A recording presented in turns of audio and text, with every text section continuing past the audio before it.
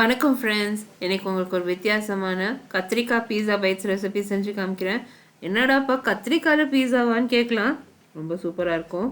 எனக்கு பாருங்கள், நான் இந்த ரெசிபிக்கு தேவையான பொருட்கள் எல்லாம் எடுத்து ரெடி பண்ணி வச்சுருக்கேன். கத்திரிக்காய் வந்து ஸ்லைஸ் பண்ணி தண்ணியில் போட்டு வச்சுருக்கேன். அந்த பெரிய கத்திரிக்காய் வர இல்லையா, குண்டு கத்திரிக்காய், அது வந்து நான் நல்லா ஸ்லைஸ் பண்ணி தண்ணியில் சேர்த்து வச்சுருக்கேன். இப்போ வந்து நம்ம பொடியாக வந்து வெங்காயம், பச்சை மிளகா, குடமிளகா, இந்த பீஸாக்கு தேவையானதெல்லாம் நறுக்கி எடுத்து வச்சுருக்கேன்.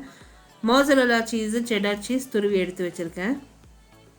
பீஸா சாஸ் நீங்கள் ரெடிமேட் யூஸ் பண்ணிக்கலாம், இல்லை வீட்லேயே கூட தயார் பண்ணிக்கலாம். அடுத்து நம்மளுக்கு ஒரிகானோ, பார்ஸ்லே, மெக்சிகன் சீசனிங், எனக்கு ரொம்ப பிடிக்கும் மெக்சிகன் சீசனிங், இது நான் யூஸ் பண்ணுறேன். பட்டர் தேவைப்படும். கத்திரிக்காய் பீஸா வந்து இட்டாலியன்ஸ் அவங்க வறுத்து பண்ணுவாங்க, டீப் ஃப்ரை பண்ணிவிட்டு பண்ணுவாங்க. அது எனக்கு ரொம்ப பிடிக்கும். ஆனால் அந்த டீப் ஃப்ரைடெல்லாம் இப்போ சாப்பிட்றதுக்கு நம்மளுக்கு முடியாதுங்க.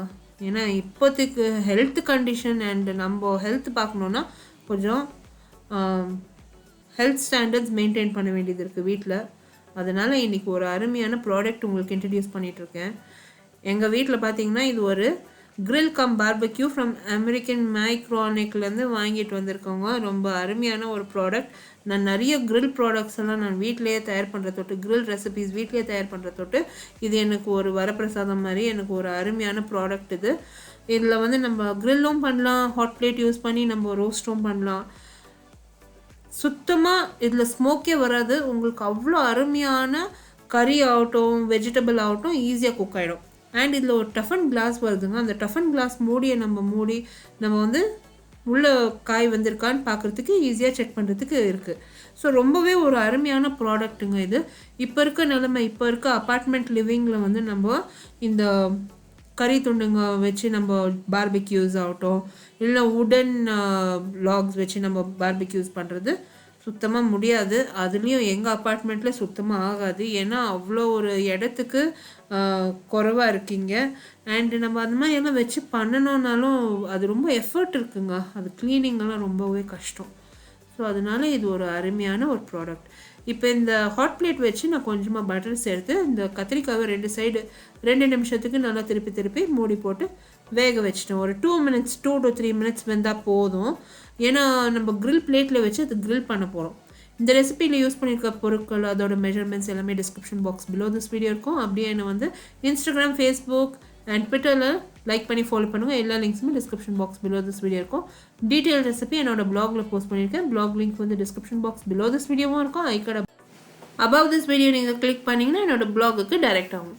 இப்போ பார்த்தீங்கன்னா இந்த கத்திரிக்காய் நல்லா கிரில் ஆகிடுச்சுங்க, நல்லா ரோஸ்ட் ஆகிருக்குன்னு சொல்லலாம். இப்போ நான் கிரில் பிளேட்டில் வச்சு கிரில் பண்ண போகிறேன். இந்த கிரில் சைடில் அந்த கிரில் மார்க் வரணும். ஸோ அதனால் அது மேலே வச்சு நான் கிரில் பண்ண போகிறேன். இன்னொரு என்ன அருமை விஷயம்னு பார்த்தீங்கன்னா, இந்த ஒரு பார்பெக்யூ க்ரம் கிரில்லரில் இது ஒரு நான்ஸ்டிக்காக இருக்க தொட்டு நீங்கள் கம்மி எண்ணெய் ஒரு வெண்ணெய் யூஸ் பண்ணலாம். டயட் பண்ணுறவங்க சுத்தமாகவே நீங்கள் வெண்ணெய் வேணும்னா கொஞ்சமாக ஆலிவ் ஆயில் சேர்த்து நீங்கள் ஆலிவ் ஆயிலில் கூட ரோஸ்ட் பண்ணிக்கலாம்.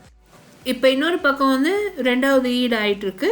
இந்த கிரில் சைடில் இருக்க கத்திரிக்காய் மேலே கொஞ்சமாக உப்பு தூவி இருக்காங்க, ஏன்னா அதுக்கு உப்பு தேவைப்படும். அடுத்து வந்து நம்ம பீஸா சாஸ், நான் ஏற்கனவே பீஸா சாஸ் ரெசிபி உங்களுக்கு காமிச்சிருக்கேன். நீங்கள் ரெடிமேட் கூட யூஸ் பண்ணிக்கலாம். நானும் ரெடிமேட் தான் யூஸ் பண்ணுறேன்.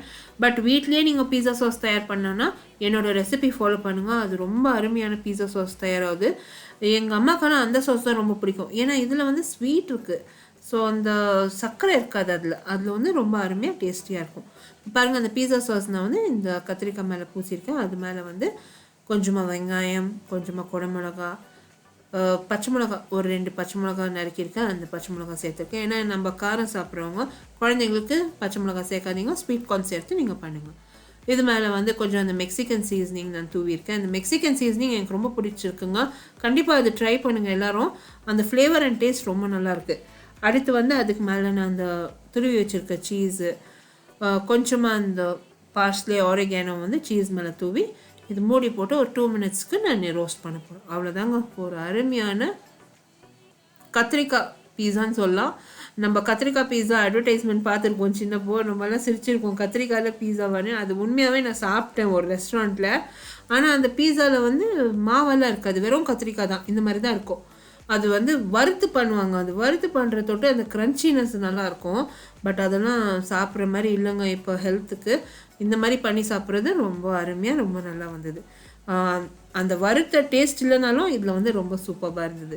ஸோ ட்ரை பண்ணுங்கள். ட்ரை பண்ணிவிட்டு உங்களோட கமெண்ட்ஸ் எல்லாம் போஸ்ட் பண்ணுங்கள். கண்டிப்பாக இந்த அமெரிக்கன் மைக்ரானிக் பார்பெக்யூ அண்ட் கிரில்லர் வாங்கி உங்கள் கிச்சனில் வச்சு நீங்கள் கிச்சனில் இல்லை ஹாலில் வச்சு நீங்கள் தயார் பண்ணலாம். டிஃப்ரெண்ட் ரெசிபீஸ் தயார் பண்ணால் கண்டிப்பாக வாங்கி இந்த மாதிரி ரெசிபீஸ் பண்ணுங்கள். வீட்டில் செஞ்சு பார்த்துட்டு உங்களோட கமெண்ட்ஸ் எல்லாம் போஸ்ட் பண்ணுங்கள். உங்களை அடுத்த புதிய ரெசிபியோட நான் மறுபடியும் சந்திக்கும் வரை this is Vidya Lakshmi. Thank you so much for வாட்சிங்.